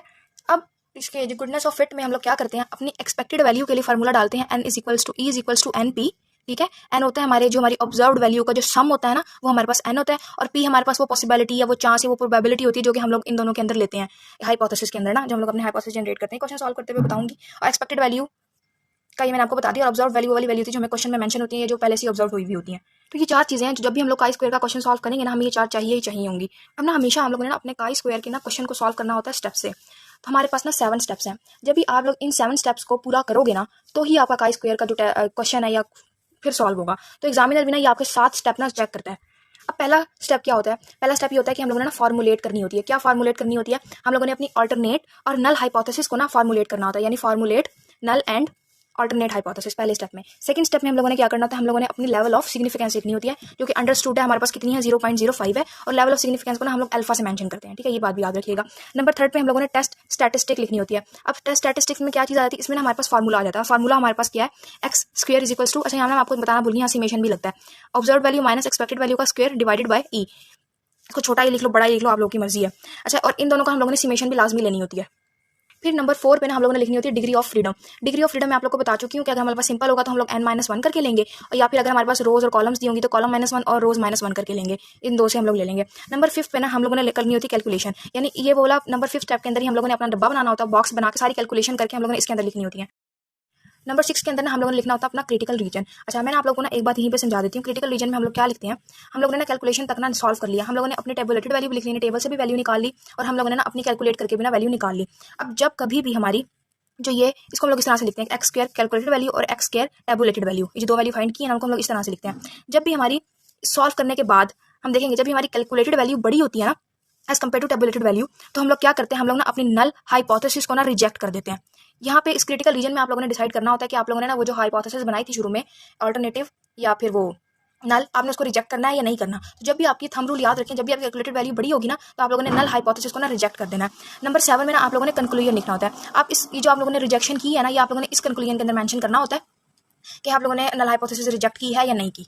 अच्छा, तब जब आप लोग ना अपने 7 स्टेप्स जो है ना फॉलो कर लेते हैं ना, तो आपका काई स्क्वायर के ना जो तीनों टाइप्स का क्वेश्चन था ना, वो सॉल्व हो जाता है। आपके पास गुडनेस ऑफ फिट आएगा, आपने तब भी ये 7 स्टेप लिखने हैं। आपके पास टेस्ट ऑफ इंडिपेंडेंस आएगा, आपने तब भी 7 सवाल लिखने हैं। आपके पास टेस्ट ऑफ होमोजेनिटी आएगी, आपने तब भी ये 7 स्टेप लिखने हैं।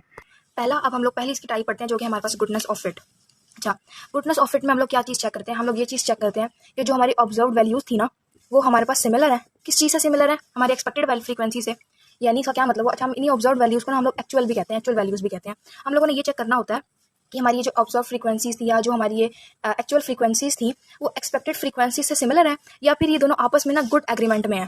जब भी हम लोगों ने इन दो चीज़ों को चेक करना होता है ना, तो हम लोग अपना गुडनेस ऑफ फिट जो है ना वो टेस्ट अप्लाई कर देते हैं। अब इस गुडनेस ऑफ फिट के अंदर ना हम लोगों ने ना कंपैरिजन करना होता है। हम लोगों ने किस चीज़ का कंपैरिजन करना होता है, सैम्पल डिस्ट्रीब्यूशन का अपने थ्योरेटिकल डिस्ट्रीब्यूशन से। यानी हम लोगों ने क्या करना है, हम लोगों ने इसमें कंपैरिजन करना होता है अपने सैम्पल डिस्ट्रीब्यूशन का अपने सेम थ्योरेटिकल डिस्ट्रीब्यूशन से। अच्छा, अब हम लोग करते हैं अपना क्वेश्चन सॉल्व अपने गुडनेस ऑफ फिट का। बाकी आपको ना चीज़ें जब हम लोग एक सवाल सॉल्व कर लेंगे ना, उससे मजीद क्लियर हो जाएंगी। सवाल सॉल्व करते हैं अपने काई स्क्वायर का। पहले मैं आप लोग को बता दूं कि ना इसके अंदर बुक के अंदर ना काई स्क्वायर का टेबल दिया हुआ पेज नंबर 431 के ना ऊपर, ये वाला टेबल, ठीक है। हम लोगों ने ये वाला टेबल अपना क्वेश्चन सॉल्व करने के लिए यूज़ करेंगे। बाकी ये ना मैंने प्रिंट निकलवा लिया था, और मैं ये प्रिंट निकलवा के ना पेपर में लेके गई थी, तो आप लोग ना प्रिंट ना निकलवाना, इसको फाड़ के ले जाना। अच्छा, मैं आप लोगों को 2 बातें बताती चलूँ। जब भी हम लोगों ने ना ये टेबल सॉल्व करना है, टेबल की वैल्यूज हम लोगों ने क्या कैसे देखनी है ना, हमें ना 2 चीज़ें चाहिए होती है। एक हमें चाहिए इसके लिए लेवल ऑफ सिग्निफिकेंस, ठीक है, और सेकंड चाहिए हमें डिग्री ऑफ फ्रीडम। जब भी हमारे पास डिग्री ऑफ फ्रीडम की और लेवल ऑफ सिग्निफिकेंस की वैल्यू होगी, हम लोग अपना काई स्क्वायर के टेबल में देख लेंगे। लेट्स सपोज ये देखो, यहाँ पे दिया हुआ डिग्री ऑफ फ्रीडम, ठीक है, ये हमारी रोज के अंदर, और कॉलम्स के अंदर ये दिया हुआ हमारे पास लेवल ऑफ सिग्निफिकेंस। अब हम लोगों ने क्या किया था कि हम लोगों ने डिग्री ऑफ फ्रीडम तो हम n-1 करके फाइंड कर लेंगे, जो भी हमारी n की वैल्यू होगी, और डिग्री ऑफ फ्रीडम हमारे पास 0.05 होगा। यानी हम लोगों ने काई स्क्वायर के अंदर अपना जितना भी काम करना है ना, वो हमें 0.05 से ही करना है। डिग्री ऑफ फ्रीडम फिर हम क्वेश्चन टू क्वेश्चन वेरी करेगा, तो फिर हम लोग देख लेंगे कितना आता है, 1 आता है, 2 आता है, 3, 4, 5 जो भी होगा ना, फिर हम लोग 0.05 के अंदर वैल्यू देखते रहेंगे। तो इस तरह से हमारी टेबुलेटेड वैल्यू हमारे पास आ जाएगी। अब हम लोग एक क्वेश्चन सॉल्व कर लेते हैं। अब देखो, हम लोग के पास क्वेश्चन है कि a coin is thrown 100,000 times 840 heads are recorded. 1000 दफा एक सिक्के को फ्लिप किया ना तो 840 टाइम्स हमारे पास हेड आ गया। Test the hypothesis coin is unbiased. अब हम लोग ना कॉइन बाइस है या कॉइन बाइस नहीं है, हम लोगों ने ये चेक करना है। अब हम लोग सेम वही अपना 7 स्टेप्स जो है ना वो फॉलो करेंगे और इसे अपना क्वेश्चन जो है ना वो सॉल्व करेंगे। पहले ना हम लोग क्या करेंगे, अपने ना हाइपोथेसिस को ना फॉर्मुलेट करेंगे। अब हम लोग ना, मैं आपको बताती हूँ, जब भी हम लोग एक हेड को फ्लिप करते हैं तो हमारे पास दो पॉसिबिलिटीज होती है ना। एक पॉसिबिलिटी होती है कि हेड आएगा और एक पॉसिबिलिटी होती है हमारे पास के टेल जाएगा। यानी हमारे पास 50% चांस होता है कि हेड आएगा और 50% चांस होता है टेल आएगा। इसको या तो हम लोग 50-50% करके लिखते हैं, हम लोग लिखते हैं कि 1/2 चांस होगा या 1/2 चांस होगा आने का। तो हम लोगों ने ना अपनी अब दो हाइपोथेसिस ना फॉर्मुलेट करनी है। एक हम लोगों ने करनी नल हाइपोथेसिस और एक हम लोग करनी है अल्टरनेट हाइपोथेसिस। अच्छा, अब ना ये हाइपोथेसिस ना आप लोग ना अपनी मर्जी से फॉर्मुलेट करते हो, बस कंक्लूजन तक जाके ना आपने इसको प्रूव करना होता है। अब हम लोगों ने ना मैं बना लेती हूँ नल हाइपोथेसिस कि ना जो हेड आने के चांसेस है ना, ये हेड आने की जो प्रोबेबिलिटी है, ये चांस है ना, वो मेरे पास 1/2 है। ठीक है, और मैं अल्टरनेट हाइपोथेसिस इसका ऑपोजिट होता है ना, तो मैं ये बना देती हूँ कि इसके हेड आने के जो चांसेस है ना वो 1/2 नहीं है।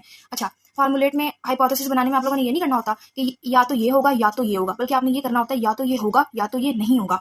इस तरह से आप लोगों ने ना अपनी हाइपोथेसिस को फॉर्मुलेट करना होता है। तो मैंने अपनी एक हाइपोथेसिस बना ली कि या तो हेड आएगा, और अल्टरनेट हाइपोथेसिस ये बना ली क्या हेड जो है ना वो नहीं आएगा।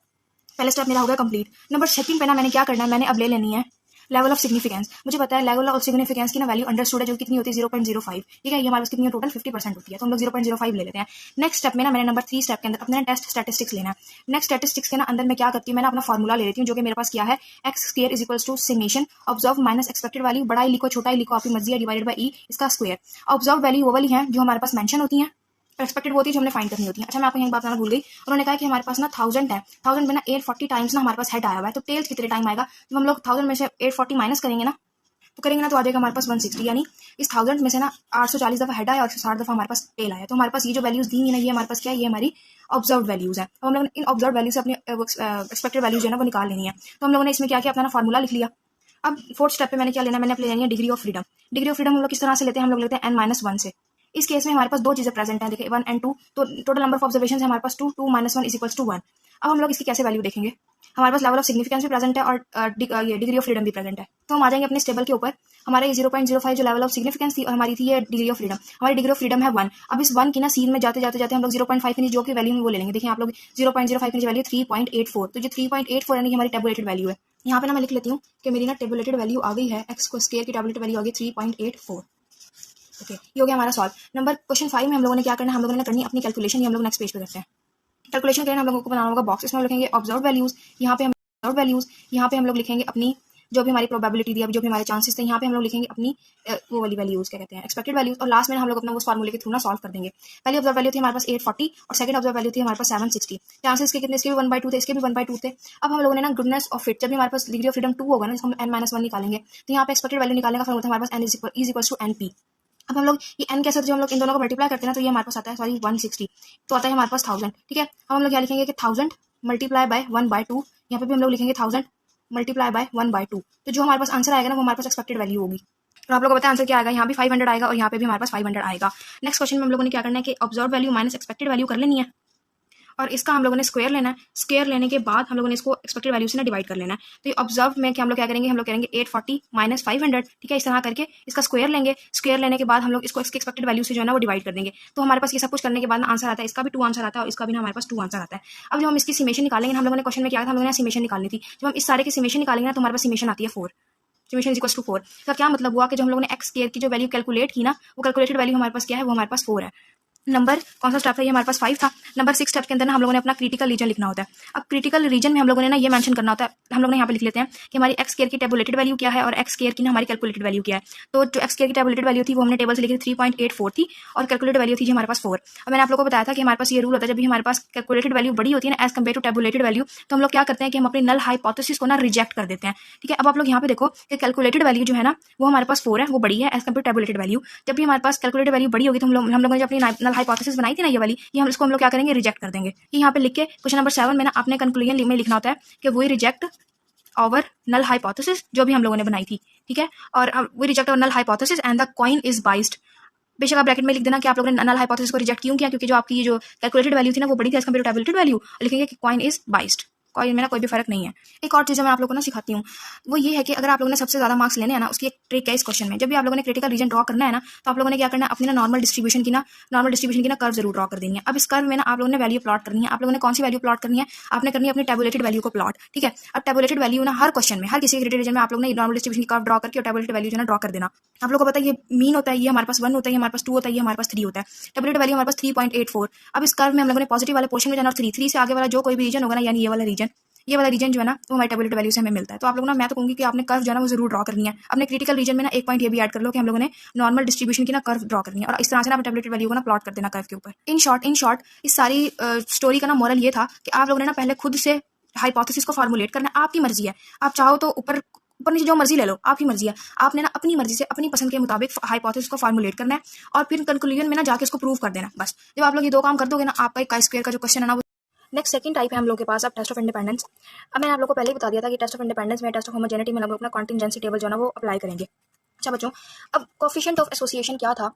कोफिशिएंट ऑफ एसोसिएशन, जब भी हम लोगों ने ना अपने 2 वेरिएबल्स या 2 एट्रीब्यूट्स के रिलेशनशिप को बताना था ना, तो हम लोग क्या करते थे, कोफिशिएंट ऑफ एसोसिएशन यूज करते थे। किस तरह से बताते थे हम लोग ना, 2/2 कॉन्टिजेंसी टेबल ना ड्रॉ कर लेते थे। लेकिन जब कभी भी हम लोग के पास 2/2 कॉन्टिजेंसी टेबल की बजाय हमारे पास R multiply by C contingency table हो, यानी R का मतलब रोज और C का मतलब कॉलम्स, एक ही बात होगी ना, रोज एंड कॉलम्स कॉन्टिजेंसी टेबल हो, और हम लोगों ने ना 2 एट्रीब्यूट्स की ना आपस में इंडिपेंडेंस को चेक करना हो, तो इस तरह की सिचुएशन को हम लोग बोलते हैं कि टेस्ट ऑफ इंडिपेंडेंस। इस तरह की सिचुएशन में जो हम लोग टेस्ट अप्लाई करते हैं ना, उसको हम लोग बोलते हैं टेस्ट ऑफ इंडिपेंडेंस। यहीं से आपको बात क्लियर हो गई कि हम लोगों ने क्वेश्चन के अंदर ना अपने रोज का और कॉलम्स का ना टेबल ड्रॉ करना है। हम लोगों ने अपनी डिग्री ऑफ फ्रीडम कैसे लेनी है, column -1 is equals two rows -1, और हमारा जो वो है लेवल ऑफ सिग्निफिकेंस है ना, वो हमेशा हमारा 0.05 ही रहेगा।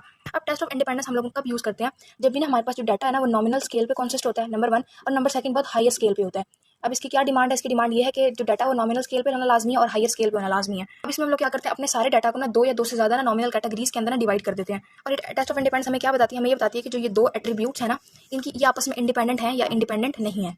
अब हम लोग ना इसका क्वेश्चन सॉल्व करते हैं। हम लोग के पास क्वेश्चन है टेस्ट ऑफ इंडिपेंडेंस का। अब उन्होंने क्वेश्चन दिया हुआ है, in a sample of owls it is found that the red male 35, red female 70, grey male 50, grey female 45, coloration is due to plumage और is the coloration is independent of sex. अच्छा, अब ये है कि यहीं से मुझे समझ आ गया कि यहाँ पे ना जेंडर दिया हुआ है, मेल फीमेल और कलर दिया हुआ है। इसका मतलब ये है कि मैं 2/2 टेबल ड्रॉ करूंगी। टेस्ट ऑफ इंडिपेंडेंस में हम उसको रोज मल्टीप्लाई बाय कॉलम वाला टेबल कहते हैं। तो पहले ना मैं अपने ऑब्जर्व डाटा का ना टेबल ड्रॉ कर लेती हूँ। मैं क्या करती हूँ, एक साइड के ऊपर अपने मेल्स ले लेती हूँ इधर, और यहाँ पे मैं अपनी फीमेल्स ले लेती हूँ, और यहाँ पे ना मैं रेड कलर ले लेती हूँ, और यहाँ पे ना मैं अपना ग्रे कलर ले लेती हूँ। ठीक है, अब उन्होंने कहा है कि हमारे पास रेड मेल्स कितने हैं, ये हैं जी हमारे पास 35 लिख लेते हैं, और ग्रे है हमारे पास ये 35 हमारे पास रेड मेल है, और 70 जो है हमारे पास फीमेल्स हैं रेड। ग्रे मेल्स हमारे पास 50 हैं, और ग्रे फीमेल्स हमारे पास 45 है। ठीक है, अब मैं आप लोगों को ना जब इसकी बेस बनवाई थी तो मैंने सिर्फ इनको प्लस करना। अब हम इन दोनों को प्लस करेंगे, हमारे पास जो यहाँ वाला आंसर है ना वो सेम आना चाहिए। इन दोनों को प्लस करेंगे तो आएगा 65, इन दोनों को प्लस करेंगे तो आएगा 115, इन दोनों को प्लस करेंगे तो आएगा 105, और इन दोनों को प्लस करेंगे तो आएगा 95। अच्छा, अब इनको आपस में प्लस करें या इनको आपस में प्लस करें तो हमारा आंसर आएगा 200। तो क्या मतलब, वो n इज इक्वल टू है हमारे पास 200, यानी टोटल जो है हमारे पास 200 है, और हम लोगों ने ना उनको इन कैटेगरीज में डिवाइड किया हुआ है। अब जरा हम अपना क्वेश्चन सॉल्व करना स्टार्ट करते हैं। सोल्यूशन ये है कि पहले ना स्टेप में हम लोगों ने फॉर्मुलेट करनी है हाइपोथेसिस। हमारी नल हाइपोथेसिस ये है कि जो 2 एट्रीब्यूट है ना, 2 एट्रीब्यूट कौन से हैं, एक एट्रीब्यूट जेंडर है, 2 एट्रीब्यूट है ना, एक एट्रीब्यूट जेंडर है और दूसरा एट्रीब्यूट जो ना वो कलर है। हम लोगों ने इन दोनों को कंपेयर करना और चेक करना है कि आपस में इंडिपेंडेंट है या नहीं है।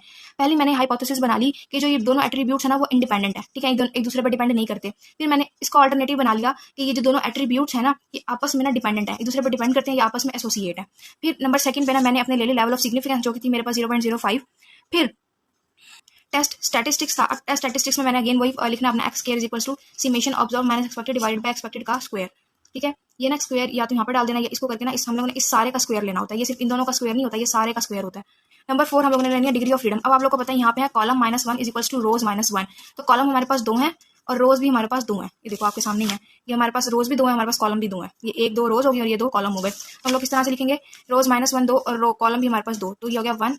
इनको मल्टीप्लाई करेंगे तो 1, यानी हमारे पास जो डिग्री ऑफ फ्रीडम था ना वो आ गया हमारे पास 1। अब जब लेवल ऑफ सिग्निफिकेंस भी है और डिग्री ऑफ फ्रीडम है तो वैल्यू निकाल देते हैं अपनी। डिग्री ऑफ फ्रीडम है हमारे पास 1 और ये सिग्निफिकेंस 0.05, तो अगेन वही 3.84 आ गया। तो यानी हम लोगों की जो हमारी जो ये स्क्वायर की जो टेबुलेटेड वैल्यू थी ना वो आ गई हमारे पास 3.84। इसको हम लोग जरा ना बॉक्स में करके साइड पर करके लिख लेते हैं। अब हम लोगों ने क्या करना है, रोज एंड कॉलम वाला सवाल है ना, हमारे पास ऑब्जर्व वैल्यूज दी हुई हैं। अब हम लोगों ने क्या करना है, अपनी एक्सपेक्टेड वैल्यूज को ना फाइंड आउट करना है। पहले ना मैं यहाँ पे ना ऑब्जर्व वैल्यूज का टेबल बनाती हूँ और फिर मैं आप लोगों को इससे ना एक्सपेक्टेड वैल्यू एक्सट्रैक्ट करना सिखाती हूँ। अब ये ऑब्जर्व वैल्यू था ना, मैंने इसका बॉक्स कर लिया ड्रॉ। अब मैंने क्या करना है, इसी से ना ऑब्जर्व से अपनी एक्सपेक्टेड वैल्यू को ना बॉक्स ड्रॉ करना है। अब हम लोग ना इसका ना बॉक्स किस तरह से ड्रॉ करते हैं देखें। हम लोगों ने क्या करना होता है, पहले ना हम लोगों ने ना वैल्यू फाइंड करनी है अपनी 35 की। जब भी वैल्यूज लेंगे हम लोगों ने क्या करना होता है, हम लोगों ने इसको मल्टीप्लाई करना होता है, इससे डिवाइड करना होता है इससे। अब हम लोगों ने जब 35 का लेना तो हम लोग क्या करेंगे कि हम लिखेंगे अपना 85, ये जो यहाँ पे इस कॉलम में दिया होगा 85 मल्टीप्लाई बाय 105 डिवाइडेड बाय 200, इससे करेंगे डिवाइड। हमने इन सबकी वैल्यूज को ना 200 से डिवाइड कर देना है। आज हम लोगों ने 50 की एक्सपेक्टेड वैल्यू निकालनी है, तो अगेन वही 85 मल्टीप्लाई बाय 95 डिवाइडेड बाय 200। तो हम लोगों ने 70 का निकालना है, तो हम लोगों ने लिखना है ये 85 multiply by 105 divide by 200, 85 multiply by 105 divide by 200। तो हम लोगों ने 45 की निकालनी है, तो ये 115 multiply by 95 divide by 200, 115 multiply by 95 divide by 200। ठीक है, जब इसका करना होगा तो ये वाली वैल्यू लेंगे, जब इसका करना होगा तो ये वाली वैल्यू लेंगे और इसको डिवाइड कर देंगे इससे। अब मैं इसको सॉल्व करूँ तो ये हमारे पास, इसको सॉल्व करने से आता है 446.2, इसको सॉल्व करने से आता है 40.38, इसको सॉल्व करने से आता है 54.62 और इसको सॉल्व करने से आता है हमारे पास 60.38। यानी 35 की एक्सपेक्टेड वैल्यू 44.68, 50 की एक्सपेक्टेड वैल्यू 40.38। तो हम लोग इसको यहाँ पे लिख लेते हैं। ऑब्जर्व वैल्यू क्या है और एक्सपेक्टेड वैल्यूज क्या क्या है। तो मैंने ऑब्जर्व वैल्यू का एक्सपेक्टेड वैल्यू लिख ली। अब मैंने क्या करना है कि ऑब्जर्व वैल्यू से एक्सपेक्टेड वैल्यू ना माइनस करनी है, यानी ओ में से ना ई माइनस करना है। तो इनको माइनस करने से आता है -6.02, ये सारी वैल्यूज लिख लेते हैं। माइनस करके वैल्यूज, उसके बाद हम लोगों ने क्या करना है कि ऑब्जर्व माइनस एक्सपेक्टेड का स्क्वायर डिवाइडेड बाय ई, यानी इनका स्क्वायर लेके डिवाइडेड बाय इस वैल्यू से डिवाइड करना है। तो हमारे पास इसका आंसर आता है 2.07, 2.29, 1.53 और 1.69। अब जब इस सब की होल समेशन में ले लेती हूँ तो आंसर आता है मेरे पास 7.58। का क्या मतलब है कि एक्स स्क्वायर की जो हमारी कैलकुलेटेड वैल्यू थी ना वो आ गई हमारे पास 7.58। अब जो हमारा पांचवा स्टेप था ना कैलकुलेशन वाला, वो हो गया कंप्लीट। और नंबर 6 स्टेप पे हम लोगों ने क्या करना है, हम लोगों ने अपना क्रिटिकल रीजन लिखना होता है। क्रिटिकल रीजन में हम लोग अपनी वैल्यू लिखेंगे, हमारी टेबुलेटेड वैल्यू थी जी 3.84, तो कैलकुलेटेड वैल्यू 7.58। अब देखें अगेन जो हमारी कैलकुलेटेड वैल्यू ना वो बड़ी है, जब भी हमारी कैलकुलेटेड वैल्यू बड़ी होती है ना तो हम लोग अपने क्या करते हैं, नल हाइपोथेसिस को ना रिजेक्ट कर देते हैं। तो हम लोग ये लिखेंगे कि as the calculated value is greater than the tabulated value so we reject our null hypothesis. ये इसमें लिखेंगे हम लोग अपना कंक्लूजन के अंदर लिखेंगे। एक बात रह गई, अब आप लोगों ने ना इस टेबुलेटेड वैल्यू का भी ना नॉर्मल डिस्ट्रीब्यूशन पे ना कर्व पे प्लॉट कर देना। कर्व करेंगे यहाँ 0 आएगा, 1, 2 और 3। अब 3 के बाद वाला जितना भी एरिया ना वहाँ पे हम लोग अपने टेबुलेटेड वैल्यू को ना प्लॉट कर देंगे। तो इस तरह से ना हम लोगों ने अपना क्या करना है, टेस्ट ऑफ इंडिपेंडेंस का ना क्वेश्चन जो है वो सॉल्व करना है। आपको क्वेश्चन से अंदाजा हो जाएगा कि आपने रोज मल्टीप्लाई बाय कॉलम का ना कॉन्टिजेंसी टेबल ड्रॉ करना है। और यही वाला सारा का सारा फॉर्मूला जब भी आप टेस्ट ऑफ होमोजेनिटी पढ़ोगे ना उसी में भी अप्लाई करना है। बस इसमें क्या होगा कि हमारी जो वो होगी सैंपल होगा ना, वो हम लोग डिफरेंट पॉपुलेशन से लेंगे। इसका क्या मतलब होगा कि यहाँ तो हमारे पास सिर्फ 2 ही पॉपुलेशन है ना, मेल है या फीमेल है, या लेट्स सपोज सिर्फ 2 ही कलर है, रेड या ग्रे। जब हम लोग डिफरेंट पॉपुलेशन से लेते हैं ना तो हमारे पास 2 एट्रीब्यूट्स नहीं आते, फिर हमारे पास बहुत सारी चीजें। फॉर एग्जाम्पल हमारे पास हम लोग 4 तरह के प्लांट्स ले लें या 5 तरह के एनिमल्स ले लें, इस टाइप की डिस्ट्रीब्यूशन फिर हम लोग टेस्ट ऑफ होमोजेनिटी अप्लाई करते हैं। नेक्स्ट एंड लास्ट जो हम लोग के पास टाइप है काई स्क्वायर की, वो हमारे पास टेस्ट ऑफ होमोजेनिटी। अच्छा, अब टेस्ट ऑफ होमोजेनिटी हम लोग कब अप्लाई करते हैं, जब भी ना हम लोग अपने सैंपल को लेते हैं अपनी डिफरेंट पॉपुलेशन से। यानी जब भी हम लोग डिफरेंट पॉपुलेशन से अपना सैंपल इकट्ठा करते हैं ना, तो जो टेस्ट हम लोग अप्लाई करते हैं तो एट्रीब्यूट के दरमियान रिलेशनशिप देखने के लिए उसको हम लोग टेस्ट ऑफ होमोजेनिटी बोलते हैं। इसमें आप लोग ये देखोगे कि ना उन्होंने ना जिस तरह अभी हम लोग टेस्ट ऑफ इंडिपेंडेंस पढ़ा, उन्होंने क्या सिर्फ 2 कैरेक्टरिस्टिक दी हुई थी, 2 रोज और 2 कॉलम में ना बात खत्म की हुई थी। लेकिन जो हमारे पास डिफरेंट पॉपुलेशन होती है ना, तो जो हमारे कॉलम होते हैं ना वो बहुत सारे बनते हैं। इसमें हमारे पास बहुत सारे एट्रीब्यूट्स हैं। फॉर एग्जाम्पल अगर टेस्ट ऑफ इंडिपेंडेंस में हम लोगों ने 2 इंडिविजुअल लिए थे, तो यहाँ हम लोग 2 नहीं लेंगे बल्कि 4 या 5 चीजें ली हुई होंगी। तो आप लोग यहीं से अंदाजा लगा लोगे कि जब हमारे पास बहुत सारी चीजें दी हुई होंगी ना, हमने उसको कंपेयर करना होगा, तो आप लोग यहीं से अंदाजा लगा लोगे कि टेस्ट ऑफ होमोजेनिटी में अप्लाई होगा। दूसरी बात ये कि मैं आप लोगों को ना इसका जो क्वेश्चन है ना वो सॉल्व नहीं करा रही, इसलिए नहीं करा रही क्योंकि इसका जो सारा का सारा जो मैथमेटिकल प्रोसीजर है ना वो हमारे टेस्ट ऑफ इंडिपेंडेंस जैसा ही है। इधर ना हम लोग अपना जो चैप्टर 7 है ना वो करते हैं डन, और हमारे चैप्टर 7 के जो तीनों पार्ट है ना वो भी हो गए डन। पहले पार्ट में हम लोगों ने क्या पढ़ा, हम लोगों ने कोरिलेशन एनालिसिस पढ़ा। सेकंड पार्ट में हम लोगों ने अपनी रिग्रेशन एनालिसिस समझी, और थर्ड पार्ट में हम लोगों ने अपना काई स्क्वायर सीखा। ठीक है, अब हम लोग यहाँ पे अपना चैप्टर डन करते हैं। इस चैप्टर के ना मैंने 1 पेज जो है ना वो चार्ट बनाया हुआ था, बस उसमें 1 पेज चार्ट में मैंने ये लिखा था कि आप प्रोसीजर सॉल्व करेंगे इसके लिए, इसके लिए और इसके लिए। वो मैं आप लोगों के साथ शेयर कर दूंगी, प्लस काई स्क्वायर के क्वेश्चन मैं आप लोगों के साथ पेश करने लगी हूँ। आप लोग वो सॉल्व करके मुझे दिखा दीजिएगा। अपना ख्याल रखें, हम लोग मिलेंगे अपने नेक्स्ट लेक्चर में। Signing off.